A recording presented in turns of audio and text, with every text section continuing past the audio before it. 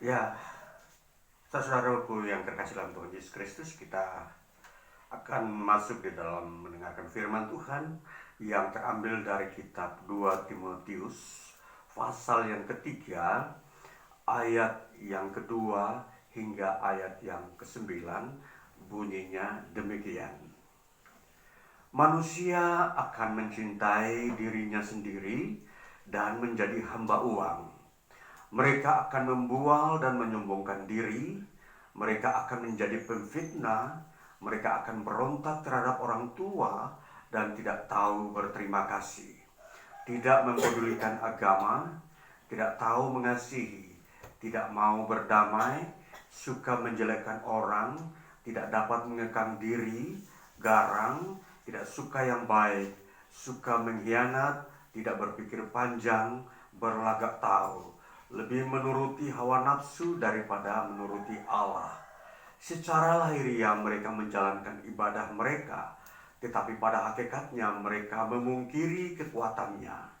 Jauhilah mereka itu, sebab di antara mereka terdapat orang-orang yang menyelundup ke rumah orang lain dan menjerat perempuan-perempuan lemah yang syarat dengan dosa dan dikuasai oleh berbagai-bagai nafsu, yang walaupun selalu ingin diajar, namun tidak pernah dapat mengenal kebenaran.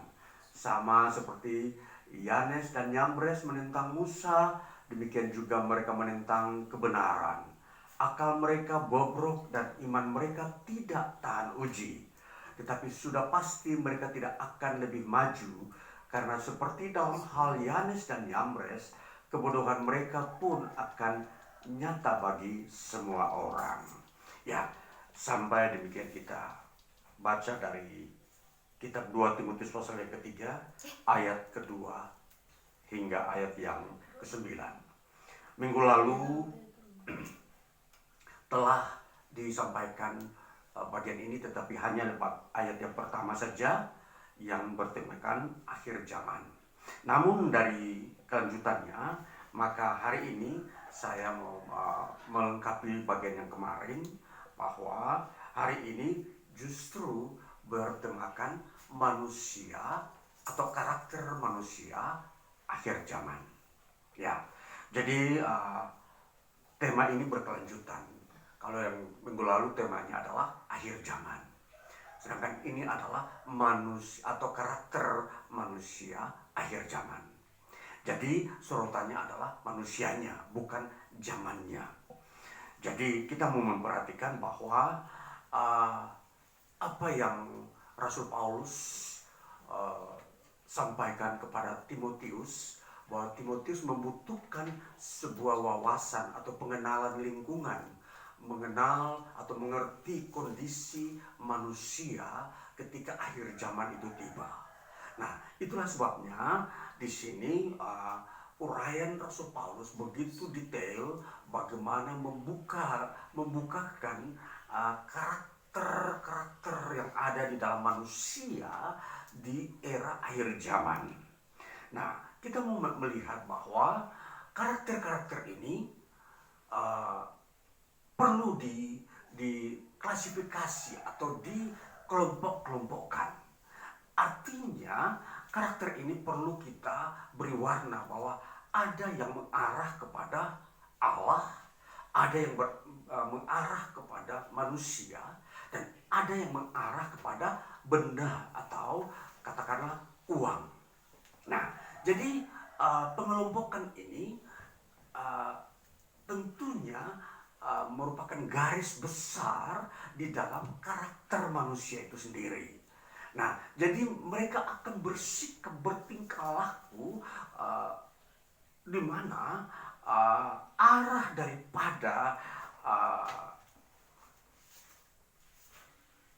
pikiran dan aktivitas manusia di akhir zaman itu kepada 3 objek. Ya, karena kalau kita menyoroti bahwa manusia, karakter manusia, berarti manusia itu berarti manusia sebagai subjeknya.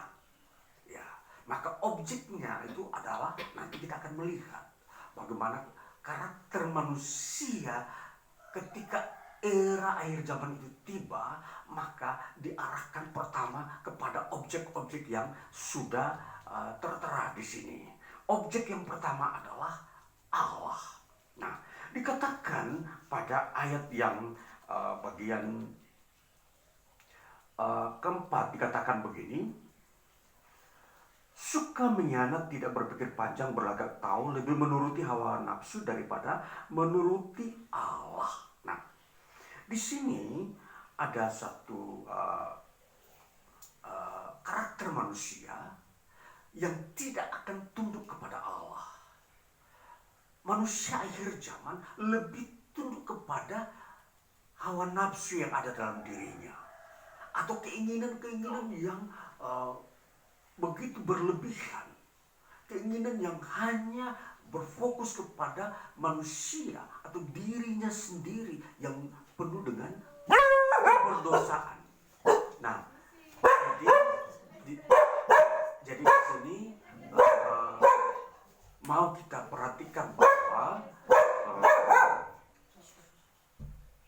Allah sebagai pribadi yang patut dipuji itu tidak mendapat momentum atau kesempatan.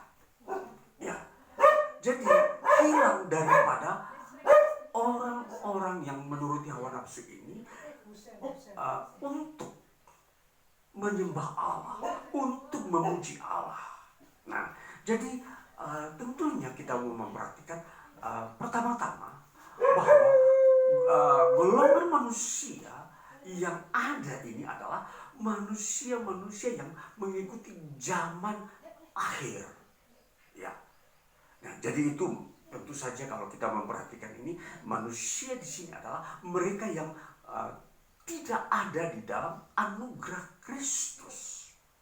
Mereka hanya memakai mode atau pola zaman di mana semua manusia berfokus kepada dirinya sendiri. Nah, jadi di sini tentunya apa yang berhubungan dengan hal-hal rohani iman atau iman itu tidak diperhatikan. Ya, jadi ini objek yang pertama. Ini karakter yang pertama kita perhatikan. Kita melihat bahwa di sini nanti memang perihal hal-hal rohani, hal-hal yang berbau iman itu tidak akan disenangi oleh golongan manusia akhir zaman. Ya, jadi kalau pemandangan ini ada terjadi, saudara, kita harus bisa memberikan sebuah penilaian bahwa inilah manusia akhir zaman. Jadi kalau kita bertemu dengan sekian banyak orang dan kelompok orang dimanapun belahan bumi ini ada yang tidak menempatkan Tuhan di dalam kehidupan mereka, maka wajar mereka sudah mengambil bagian daripada golongan manusia akhir zaman. Nah, jadi ini sebuah pemahaman yang harus kita ketahui. Jadi kita tidak perlu merasa risau, merasa aneh kejadian ini. Bahwa ini harus terjadi dan ini akan terjadi dan pasti terjadi. Kalau di mana golongan manusia banyak yang tidak peduli dengan Tuhan. Nah, ini kita menggolongkan manusia akhir zaman pada golongan yang pertama. Allah tidak dihormati. Yang kedua, objek yang kedua, manusia akhir zaman akan juga berperilaku terhadap objek yang kedua yang disebut manusia. Nanti kita memperhatikan bagaimana manusia akhir zaman ini mereka tidak juga memberi penghormatan terhadap sesama manusia. Artinya apa? Manusia juga sering dianggap tidak mempunyai nilai, lalu kemudian diperlakukan semena-mena dan akhirnya manusia pun seringkali kita ketemukan mereka ada di dalam bisa saja penyiksaan. Ada dengan segolongan orang manusia akhir zaman ini berperilaku jahat terhadap sesama manusia. Nah, jadi ini manusia akhir zaman. Nah, jadi muncul gejala-gejala manusia yang memang mereka golongan manusia akhir zaman yang memang tidak ada anugerah Tuhan dalam hidup mereka. Jadi tentunya kalau golongan manusia ini mereka akan mengelompokkan dirinya untuk memisahkan diri dari manusia-manusia yang takut Tuhan. Manusia-manusia yang sudah mengandalkan anugerah Tuhan dalam hidupnya, hidup dalam iman. Nah, ini gambaran bagaimana golongan manusia akhir zaman. Sekarang objek yang ketiga. Objek yang ketiga adalah mereka menjadikan diri mereka manusia yang mencintai uang. Nah, objek yang ketiga adalah uang. Nah, kalau kita memperhatikan ini, bagian yang ketiga ini justru disinilah yang menjadi warna yang begitu terang, ya, warna yang utama daripada manusia akhir zaman. Karena uanglah, maka manusia akhir zaman ini mereka tidak peduli dengan Tuhan dan mereka juga tidak peduli dengan sesama. Nah, ini gambaran dasarnya. Sehingga kalau kita memperhatikan begitu banyak manusia akhir zaman ini selalu berada di sekitar uang dan kegerakan-kegerakan mereka itu selalu diwarnai dengan uang. Nah, ini yang saya maksudkan bahwa kami mengelompokkan objek-objek daripada manusia akhir zaman ini karena karakternya. Nah, sekarang sesuai dengan apa yang kita sudah baca tadi, dikatakan tadi manusia akan mencintai dirinya sendiri. Ini dia. Manusia akhir zaman, mereka akan mencintai dirinya sendiri. Nah, jadi kalau kita mau memperhatikan bagaimana firman Tuhan berkata, kasihilah Tuhan Allahmu dan kasihilah sesamamu manusia seperti dirimu sendiri. Dan di sini hukum ini tidak dipakai oleh manusia akhir zaman. Itulah sebabnya gereja Tuhan ada di akhir zaman adalah gereja yang akan menjadi terang mengenai bagaimana mengasihi sesama. Jadi penting saudara-saudara, mengasihi sesama dan mengasihi Tuhan ini menjadi hukum kekuatan di menghadapi era akhir zaman. Jadi kalau kita tetap terbiasa dengan mengasihi Tuhan dan sesama, kita adalah orang-orang yang ada di dalam barisan orang-orang beriman. Perhatikan ini. Jadi ingat, manusia akhir zaman hanya hidup mengasihi dirinya sendiri. Ini poin yang begitu jelas di dalam karakter manusia ini. Jadi mengasihi diri sendiri ini dia bagaimana hanya memonopoli dirinya sendiri dan orang lain tidak ada peluang kesempatan untuk memperoleh kehidupan. Nah, ini perlu kita terangkan, perjelas, sehingga apa yang dimaksudkan dengan mengasihi diri sendiri berbeda dengan mengasihi sesama, sama seperti mengasihi diri sendiri. Berbeda. Mereka hanya fokus kepada diri sendiri, monopoli dirinya sendiri, dan seluruh apa yang mereka kerjakan hanya untuk diri sendiri. Ini maknanya. Jadi golongan manusia ini mereka tidak mau diganggu oleh orang lain. Apa yang terjadi? Ini maksudnya orang-orang yang seperti ini adalah orang-orang kaya yang hanya untuk dirinya sendiri. Tidak ada mungkin orang miskin mengasihi dirinya sendiri, tidak ada. Hanya orang kaya saja yang berperilaku mengasihi dirinya sendiri. Jadi ini kita harus mengerti apa kata firman Tuhan. Pada akhir zaman manusia akan mencintai dirinya sendiri. Artinya apa? Justru di akhir zaman semakin banyak orang kaya yang muncul. orang yang memang hidupnya hanya untuk mencari kekayaan dalam bentuk uang. Dan mereka akan menjadikan zaman ini atau akhir zaman itu sebagai zaman untuk dirinya sendiri, untuk dirinya orang-orang yang kaya ini. Nah, ini maknanya. Jadi kalau kita memperhatikan ini bukan ditujukan kepada semua manusia, tetapi hanya ditujukan kepada memang golongan manusia yang hanya mencintai uang. Nah, lalu kita memperhatikan, lalu dikatakan kemudian mereka akan menjadi hamba uang. Nah, ini kelengkapannya. Selain mengasihi diri sendiri, mereka juga akan menjadi hamba uang. Jadi uang itu telah dijadikan sebagai tuan, bukan manusia. Jadi uang itulah yang akan memerintah dirinya. Jadi kalau ada sesuatu yang menghasilkan uang, maka disitulah dialah yang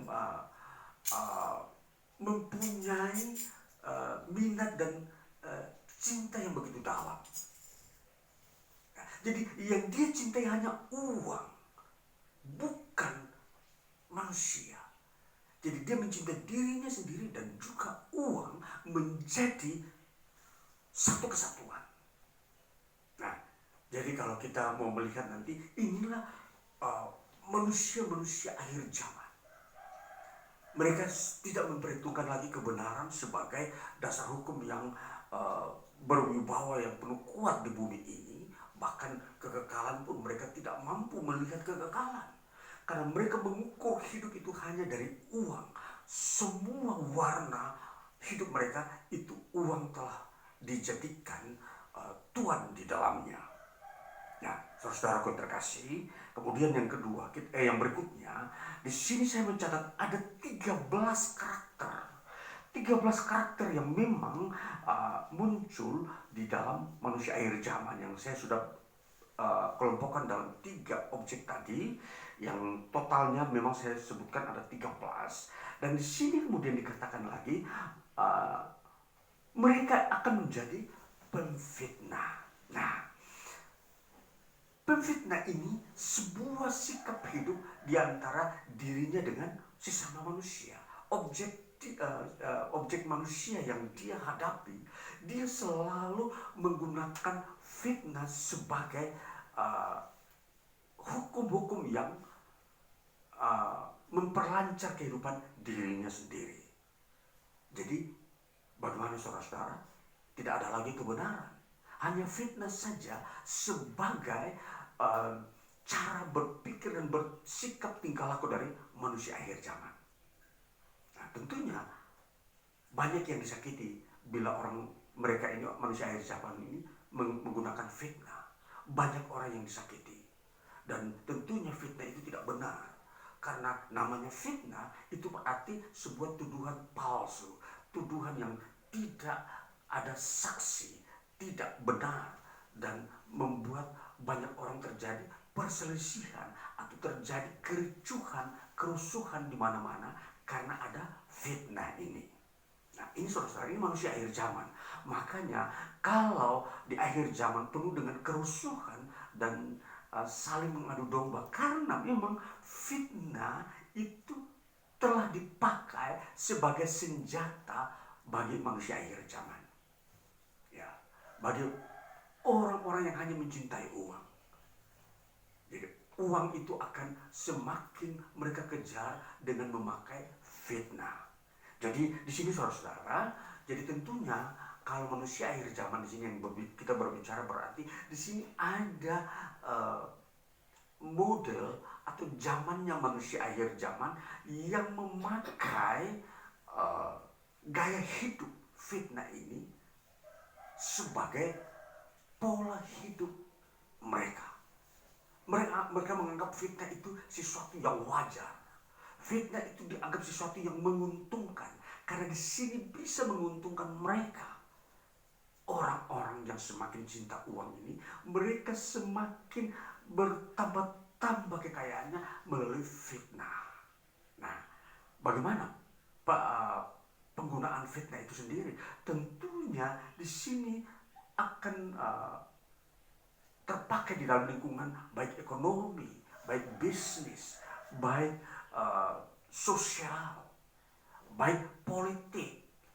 Ini menjadi bahan-bahan mereka untuk semakin memperkaya. Nah ini, jadi sumber-sumber kekayaan mereka semakin bertambah. Mereka manusia akhir zaman semakin kaya memang, tetapi semua dari segala kejahatan. Tidak ada kebaikan yang mereka lakukan untuk mendatangkan keuangan, untuk mendatangkan keuntungan, tidak ada. Tidak ada yang mereka pakai melalui jalur-jalur yang benar. Semua memakai jalur fitnah. Nah ini kita harus memperhatikan. Jadi kalau sudah muncul era di mana-mana bangsa-bangsa memakai model-model fitnah sebagai kekuatan untuk mendapatkan kekayaan, ini sudah merupakan bagian manusia akhir zaman. Jangan kita mengikuti pola ini. Kita di dalam Kristus, kita tetap manusia baru. Walaupun manusia akhir zaman penuh dengan fitnah, kita tetap menjadi manusia baru. Manusia yang takut Tuhan, manusia yang hidup dalam hukum Tuhan. Nah, ini bagian yang kita sudah baca, bagian yang ketiga ya. Kita melihat lagi, mereka akan berontak terhadap orang tua. Nah, jadi pemberontakan juga ada. Jadi mereka memakai pemberontakan sebagai sesuatu untuk tidak mau taat terhadap hukum yang sudah ditetapkan. Memberontak terhadap orang tua itu sama dengan memberontak terhadap hukum-hukum yang sudah berlaku yang dipakai oleh orang-orang tua. Jadi mereka mau merombak hukum-hukum yang sudah baku menjadi hukum yang mereka buat sendiri, yang memang di situ penuh dengan fitnah, kejahatan. Jadi manusia akhir zaman tidak ada yang memperlihatkan kebaikan. Semua warnanya kejahatan. Nanti kita melihat kejahatannya ini, kejahatannya memang kelihatannya tidak seperti era-era di mana manusia hanya memakai senjata. Tapi di sini kejahatan ini memakai mulut. Jadi kata-kata yang tidak benar. Jadi ini kejahatan manusia akhir zaman itu dengan kata-kata. Bukan dengan memakai senjata tajam untuk melakukan kejahatan. Jadi kita harus perhatikan kata-kata atau kalimat-kalimat yang tidak benar, yang penuh dengan fitnah. Inilah yang merupakan senjata yang begitu jahat, membuat banyak orang lain terjerumus ke dalam sebuah kejahatan dan kesalahan-kesalahan. Pertikaian-pertikaian bisa terjadi gara-gara hanya fitnah. Nah, itulah model kejahatan di akhir zaman. Lalu kemudian dikatakan lagi, mereka juga tidak tahu berterima kasih. Nah, hidup rendah hati, hidup dengan kasih itu tidak ada. Jadi memang tidak akan ada, mereka tidak akan bilang berterima kasih atas kebaikan-kebaikan yang mereka terima. Mereka menganggap semua itu terjadi secara alami, bahkan dengan kekuatannya sendiri. Jadi tidak ada unsur moral yang aku berterima kasih karena telah ditolong. Tidak ada. Jadi tidak ada karakter seperti itu. Lalu dikatakan lagi, mereka akan dikatakan di sini tidak mempedulikan agama. Nah, semua ini dikatakan sebagai bagian bahwa mereka tidak mengizinkan Tuhan ada di dalam hidup mereka. Jadi hal agama itu tidak diperhitungkan. Semua hanya pakai manusia semata. Lalu kemudian dikatakan lagi, lalu mereka tidak mau berdamai. Jadi tidak ada damai, tidak mau berdamai ketika terjadi sebuah perselisihan. Jadi akan terus-menerus berkecamuk, saling membalas dendam, saling mencurigai, dan seterusnya. Dan tidak pernah ada damai bagi golongan manusia yang hidup di akhir zaman, yang tanpa Kristus. Saudara, jadi jangan berharap di akhir zaman akan muncul banyak damai. Justru tidak akan ada damai. Banyak orang berselisih dan tidak pernah habis-habisnya. Jadi mereka menjadi orang-orang yang memang senang dengan keangkuhan, tidak mau berdamai. Lalu kemudian dikatakan lagi, mereka juga dikatakan di sini suka menjelekkan orang. Ini bagian-bagian ini yang memang kalau kita lihat dari sisi antar suku dengan suku atau ras dengan ras selalu menjelekkan ras yang lain. Itu sudah menjadi bagian-bagian manusia akhir zaman. Ada yang menganggap rasnya lebih bagus dari ras yang lain. Ini merupakan tanda-tanda manusia akhir zaman. Manusia yang kalau hanya melihat budaya hanya sebagai keunggulan, inilah yang menjadi manusia akhir zaman. Jadi budaya setiap bangsa-bangsa selalu mempunyai keunggulan dan kelemahan. Dan ini selalu dipakai sebagai pemicu untuk menjelek-jelekan. Lalu kemudian dikatakan lagi, tidak dapat mengekang diri. Jadi namanya tidak mengekang diri selalu penuh dengan cepat, emosinya tinggi. Mereka selalu mau cepat mengambil sikap-sikap yang arogan, yang mau melawan orang-orang yang tidak sepaham dengan mereka. Nah, ini sikap-sikap karakter yang seperti ini akan menguasai manusia akhir zaman. Lalu kemudian lagi mereka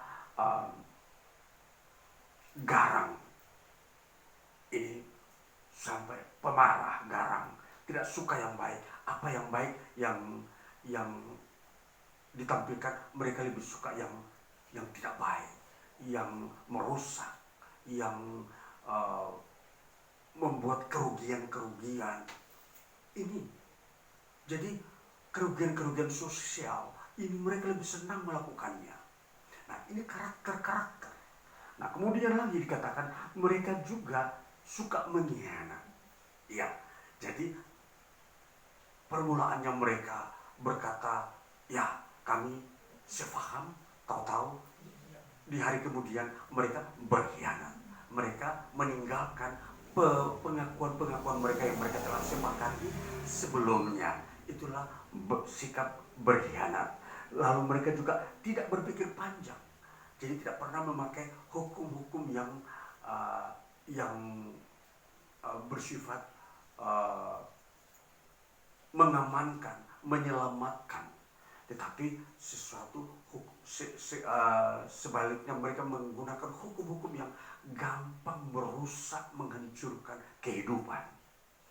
Lalu kemudian lagi mereka berlagak tahu. Jadi sikap-sikap ini adalah sikap-sikap di antara manusia dengan manusia. Lebih menuruti hawa nafsu daripada menuruti Allah. Sudah tadi, secara larian mereka menjalankan ibadah mereka, tetapi pada hakikatnya mereka memungkiri kekuatannya. Dan inilah saudara-saudaraku, ini sudah bagian yang teruraikan tadi, bahwa mereka banyak yang juga pembual, juga mereka banyak yang sombong dan seterusnya. Dan ini membuat mereka menjadi manusia yang menguasai akhir zaman. Jadi nanti akhir zaman adalah yang lebih menguasai akhir zaman adalah mereka-mereka ini. Ya, mereka lebih memperlihatkan sikap bahwa mereka itu yang menguasai zaman. karena mereka tidak mau tunduk kepada hukum-hukum, dan mereka berkata mereka itu adalah pengatur hukum itu sendiri. Manusia akhir zaman ini, mereka adalah orang-orang sombong, orang-orang congkak yang memang tidak mau yang baik. Jadi mereka mau mengotori zaman ini, akhir zaman, dengan karakter mereka. Jadi kalau kita mau memperhatikan manusia akhir zaman, kalau yang mengotori akhir zaman ini bukanlah manusia Tuhan, tetapi manusia yang tanpa Tuhan, yang disebut manusia akhir zaman. Jadi kita mau memperhatikan saudara-saudara yang terkasih. Jadi kalau kita di dalam hidup ini, kita sebagai manusia, kita harus sadar bahwa di sekitar kita masih ada manusia lain, manusia yang memang tidak mau dikontrol oleh firman Tuhan. Maka dikatakan jauhilah mereka, kata Rasul Paulus. Kita tidak bisa bersekutu dengan manusia yang tanpa hukum Tuhan, yang mau mengatur dirinya sendiri, tidak mau mengasihi Tuhan, tidak mau diatur oleh Tuhan. Maka tentunya tidak bisa terjadi persekutuan dan persahabatan. Maka Rasul Paulus berkata begini, sebab di antara mereka terdapat orang-orang yang menyelundup ke rumah orang-orang lain. Lalu dikatakan pada ayat yang kelima bagian B, jauhilah mereka itu. Nah, kalau kita memperhatikan sikap-sikap gaya-gaya hidup orang manusia akhir zaman itu, orangnya licik semua, suka menyelundup, tidak pernah terang-terangan, dan mau menyesatkan banyak orang supaya jangan tunduk kepada hukum Tuhan. Jadi kita melihat zaman kita ini, kita harus sadari bahwa zaman yang kita hidupi adalah akhir zaman. Jadi tentunya kalau kita memperhatikan manusia dengan gaya bahasanya dan kalimatnya, kalau tidak takut Tuhan, maka mereka adalah golongan manusia akhir zaman. Jadi manusia akhir zaman adalah manusia yang memang memisahkan dirinya dari manusia-manusia yang beragama. Mereka mengecap diri mereka bahwa mereka bukanlah manusia beragama. Kami adalah manusia pada umumnya, menurut mereka. Jadi manusia akhir zaman menggolongkan diri mereka adalah manusia duniawi. Sedangkan orang-orang yang beriman, mereka disebut orang-orang yang beragama, atau orang-orang yang tunduk kepada hukum Tuhan. Maka saudara, kalau kita memperhatikan peta zaman atau peta manusia khususnya di akhir zaman, maka akan muncul seperti ini. Dua penggolongan manusia yang besar. Yang penggolongan manusia yang tunduk kepada hukum Tuhan, dan yang kedua yang tidak tunduk kepada hukum Tuhan, yang hanya mengikuti hukum dirinya sendiri.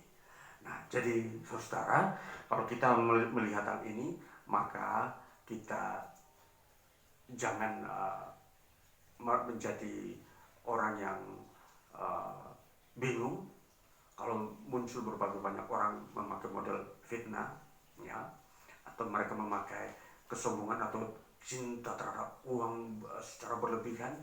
Itu jangan kita menjadi orang yang kayak tidak mengerti zaman.